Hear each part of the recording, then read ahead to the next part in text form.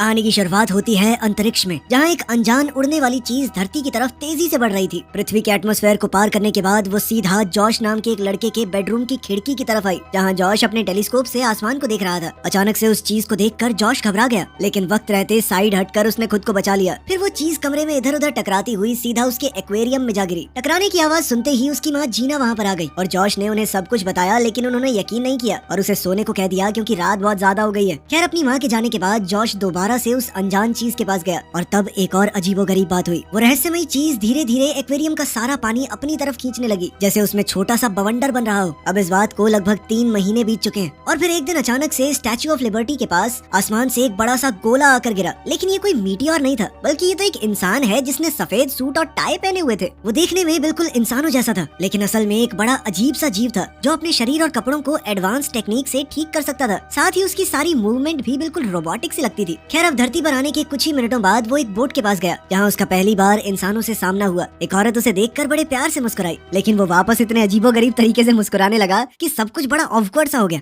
वहीं दूसरी ओर हम देखते हैं कि पुलिस स्टेशन में सार्जेंट ने अपने 2 ऑफिसर्स स्टीवी और ड्यूई को उस फायरबॉल की जांच के लिए भेजा, मगर उन्हें जरा भी अंदाजा नहीं था कि वो चीज अब न्यूयॉर्क में घूम रही है। वो जीव धीरे धीरे इंसानों के बारे में और जानकारी इकट्ठा कर रहा था। वो लोगों की हरकतें कॉपी करता, उनके हाव भाव देखता। वो ऐसे ही एक परिवार की तस्वीर के बीच में जाकर खड़ा हो गया और फिर सोप बबल्स बनाने वाली गुड़िया के साथ खेलने लगा। लेकिन फिर उससे एक गलती हो गई। सड़क पार करते वक्त वो ये नहीं जानता था कि सिग्नल रुकने के लिए था और तभी अचानक से एक गाड़ी ने उसे टक्कर मार दी, जिससे वो दूर जा गिरा। मगर यहाँ एक इत्तेफाक हुआ कि गाड़ी चलाने वाली जीना ही थी। वो तुरंत भागकर उसकी मदद करने आई, लेकिन उसके पैर टूट चुके थे। मगर वो बिना किसी दिक्कत के खड़ा हुआ और वहाँ से चला गया। और यहीं सच सामने आया। वो आदमी असल में कोई इंसान नहीं बल्कि एक स्पेसशिप था। उसे बहुत छोटे छोटे एलियन कंट्रोल कर रहे थे, जो दिखने में इंसानों जैसे ही थे, बस साइज में काफी ज्यादा छोटे थे। साथ ही उनके नाम उनकी यूनिफॉर्म्स के नंबर्स पर थे। उन सबका लीडर था उनका कैप्टन, जिसने इस शिप को अपनी ही शक्ल पर डिजाइन किया था। अब कैप्टन ने तुरंत डैमेज चेक किया और अपनी टीम को मरम्मत करने को कहा। फिर उसने सबको उनका मेन मिशन याद दिलाया, जो था धरती पर गिरे हुए उस ऑर्ब को वापस ले जाना। असल में उनके प्लेनेट जिसका नाम नील है, उनके लिए समुद्र का नमक ही मेन एनर्जी का सोर्स था। खैर, उनकी किस्मत अच्छी थी क्योंकि जहाँ वो छुपे थे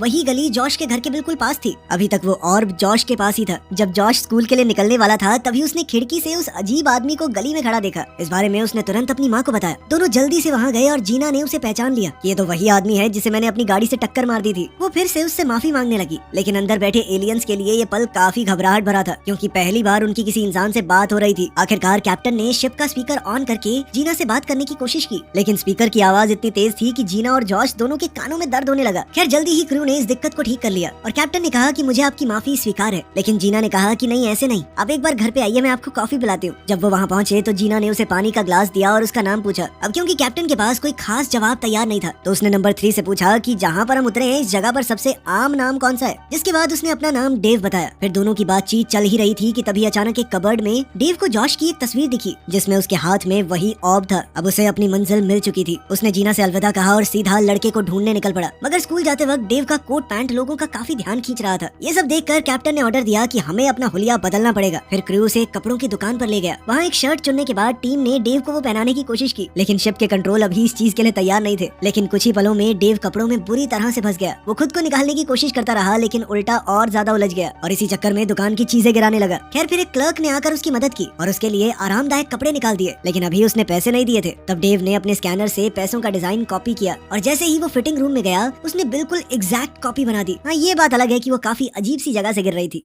खैर, अब नॉर्मल कपड़ों में क्रू फिर से जॉश को ढूंढने निकल पड़ा। उधर स्कूल में जॉश ऑर्ब के साथ खेल रहा था, लेकिन उसकी क्लास का एक बदमाश बच्चा जबरदस्ती उससे वो चीज छीन कर ले गया। कुछ देर बाद डेव स्कूल पहुंचा और वो सीधा जॉश की क्लास में गया। दोनों ने बात की और जॉश ने बताया कि ऑर्ब तो वो लड़का ले गया मुझसे, लेकिन वो अब जा चुका है। फिर दोनों ने मिलकर उसे ढूंढने का फैसला किया और उस दुकान पर गए जहाँ वो अक्सर जाता था, लेकिन वहाँ भी वो लड़का नहीं मिला। तभी अचानक से 2 हथियारबंद चोर वहाँ आ गए और सबको धमकाकर पैसे मांगने लगे। उन्होंने सबको जमीन पर लेटने को कहा और चेतावनी दी कि कोई चालाकी मत दिखाना। सब लोग डर कर उनकी बात मान गए, सिवाय डेव, जिसे अभी धमकी की भाषा पता नहीं थी, और वो सीधा उन लोगों को देखता रहा। तभी चोर ने उन पर बंदूक तान दी, लेकिन ये देखकर नंबर 2 बहुत गुस्से में आ गया। उसने कैप्टन से कहा कि इन्हें तो सबक सिखाना चाहिए। वहीं दूसरी ओर चोर ने डेव को मुक्का मारने की कोशिश की, लेकिन डेव ने आसानी से उसका हाथ रोक लिया और चोर को पकड़कर सॉफ्ट ड्रिंक के ढेर पर फेंक दिया। वहीं दूसरा चोर तुरंत उसके सामने रिवॉल्वर तान कर खड़ा हो गया, लेकिन डेव ने सिर्फ अपनी उंगलियों के जोर से बंदूक की बैरल तोड़ डाली और उसे दूर फेंक दिया। ये देखकर चोर घबरा कर वहाँ से भाग गया कि ये पता नहीं शक्तिमान का भाई कहाँ से आ गया। इधर जॉश अपने नए दोस्त की पावर देखकर बहुत इंप्रेस हो गया। उसने कहा कि तुम मम्मी को जानते ही हो, जब तक ऑब वापस नहीं मिल जाता तुम मेरे घर पर रह सकते हो। नंबर 2 को ये आइडिया बिल्कुल पसंद नहीं आया, लेकिन फिर कैप्टन ने समझाया कि ऑब ढूंढने के लिए हमें गाइड की जरूरत है, इसलिए वो जॉश के घर चल पड़े। इसके बाद जब जॉश ने डेव को एक हाथ से वीडियो गेम खेलते देखा तो वो और ज्यादा इंप्रेस हो गया कि भाई अमेजिंग आदमी है तू तो। इसके कुछ ही देर बाद जीना घर वापस लौट आई और जॉश ने उसे सब कुछ बताया। तब जीना ने डेव का शुक्रिया अदा किया क्योंकि उसने उसके बेटे की जान बचाई थी और फिर उसे डिनर के लिए बुलाया। वहीं दूसरी ओर स्टैच्यू ऑफ लिबर्टी के पास पुलिस ऑफिसर्स ड्यूई और स्टीवी उस जगह की जांच कर रहे थे जहां वो आग का गोला गिरा था। सफाई करने के बाद जब उन्होंने प्लास्टर की मदद से उसका निशान बनाया तो ड्यूई ये देखकर हैरान रह गया कि गिरने वाली चीज की बनावट बिल्कुल एक इंसानी चेहरे जैसी है। उन्हें अभी तक ये समझ नहीं आया था कि ये चेहरा डेव का है, जो इस वक्त कहीं दूर जीना और जॉश के साथ डिनर कर रहा था। खाना खाने के बाद डेव की नजर दीवार पर लगी हुई एक तस्वीर पर पड़ी। कैप्टन ने पूछा कि ये क्या है, तो जीना ने बताया कि ये दिल की तस्वीर है जो इंसानों के सबसे खास एहसास यानी प्यार को दिखाती है। ये बात क्रू के लिए समझना आसान नहीं था, लेकिन जीना ने कहा कि एक दिन डेव खुद इसे महसूस करेगा। उनके बीच काफी अच्छी बातचीत हुई, लेकिन फिर डेव ने आराम करने के लिए वहाँ से निकलने का फैसला किया। कुछ देर बाद उसकी मुलाकात एक बेघर आदमी से हुई जिसने अपना इकलौता कंबल उसे दे दिया। उसके इस दया भाव ने हमारे छोटे एलियंस के दिल को छू लिया और अब डेव वहीं पर उस आदमी के पास लेट गया। इसके बाद हमारी शिप यानी कि डेव स्लीप मोड पर चला गया और बाकी क्रू भी सो गया, लेकिन कैप्टन और नंबर 3 अब भी इंसानों के बारे में जानने को उत्सुक थे। वो दोनों कॉकपिट में मिले जहाँ नंबर 3 ने बताया कि उसे एक ऐसी चीज मिली जो इंसान बहुत पसंद करते हैं। वो थी एक पुरानी क्रिसमस फिल्म जिसका नाम था इट्स अ वंडरफुल लाइफ। फिर दोनों ने मिलकर ये फिल्म देखी और उसे देखकर वो इतने इमोशनल हो गए कि एक बार को तो एक दूसरे के काफी करीब आ गए थे, लेकिन उन्होंने जैसे तैसे खुद को संभाला और दोबारा अपने मिशन पर ध्यान देने का फैसला किया।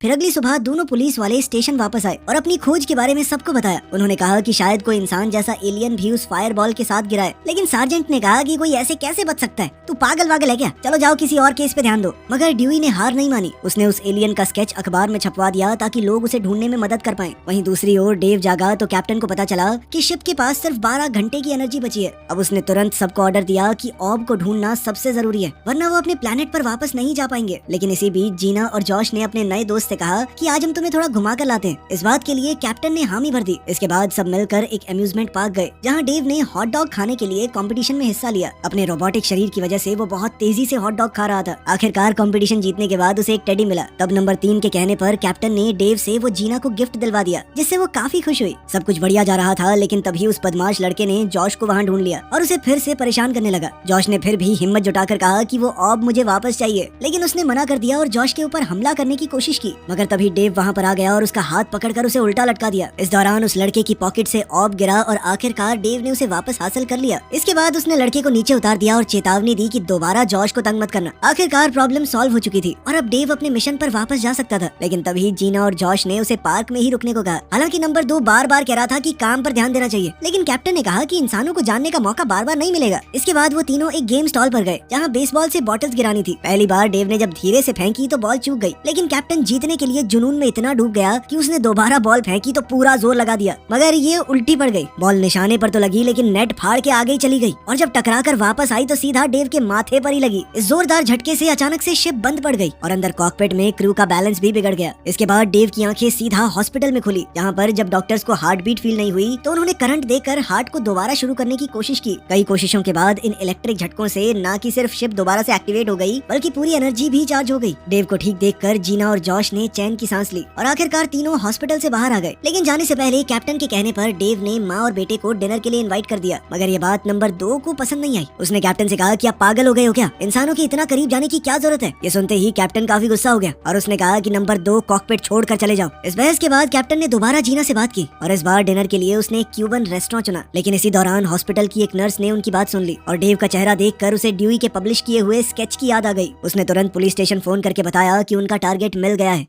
वहीं बाद में डेव, जीना और जॉश रेस्टोरेंट में आराम से खाना खा रहे थे और अंदर क्रू को भी सब में मजा ही आ रहा था। फिर कुछ देर बाद जीना डेव को डांस फ्लोर पर ले गई। तब कैप्टन ने शिप को कंट्रोल करते हुए डांस करने की कोशिश की, लेकिन वो डांस में बहुत कच्चा था। तभी नंबर 4 ने सामने आकर सबको दिखाया कि डांस किया कैसे जाता है। इस तरह वीडियो पसंद आई तो लाइक कर देना, चैनल को सब्सक्राइब कर लेना। मिलते हैं अगली वीडियो में।